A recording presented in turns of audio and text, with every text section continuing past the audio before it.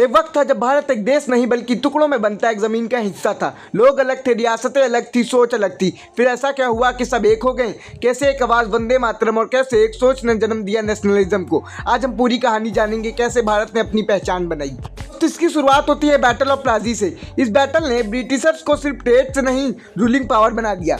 British east India company धीरे धीरे पूरे देश को कंट्रोल करने लगी। डिवाइड एंड रूल, एक्सप्लॉयटेशन और इनजस्टिस। लेकिन अभी तक लोगों ने नेशन का कॉन्सेप्ट नहीं था।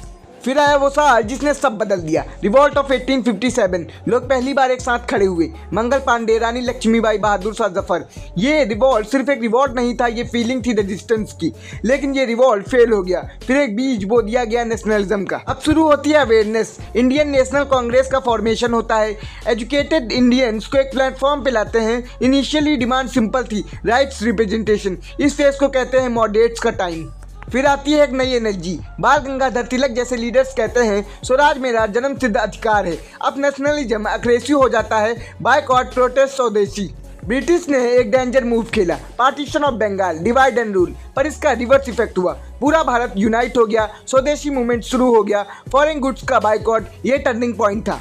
अब एंट्री होती है एक ऐसे लीडर की जिन्होंने नेशनलिज्म का मास मूवमेंट बना दिया, महात्मा गांधी। उन्होंने एक वेपन दिया, अहिंसा।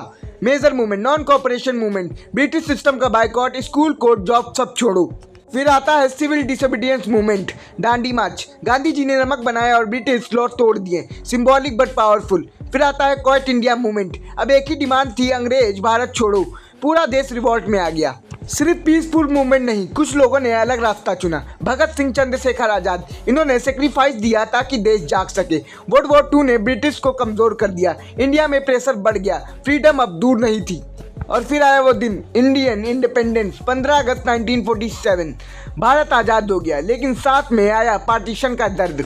दोस्तों, ये एक सिर्फ हिस्ट्री नहीं, ये एक जर्नी है, लोगों की सेक्रीफाइस की, यूनिटी की। नेशनलिज्म एक दिन में नहीं आया था, इसके पीछे है सालों की स्ट्रगल और लाखों लोगों की कहानी। आज हम जो फ्रीडम एंजॉय करते हैं वो किसी के फाइट की वजह से है। क्वेश्चन ये नहीं था कि भारत कैसे आज़ाद हुआ, क्वेश्चन ये है कि क्या हम उस फ्रीडम की वैल्यू करते हैं। दोस्तों, अगर आपको ऐसी वीडियोज़ देखना पसंद है तो चैनल को सब्सक्राइब कर वीडियो को लाइक करना ना भूलें।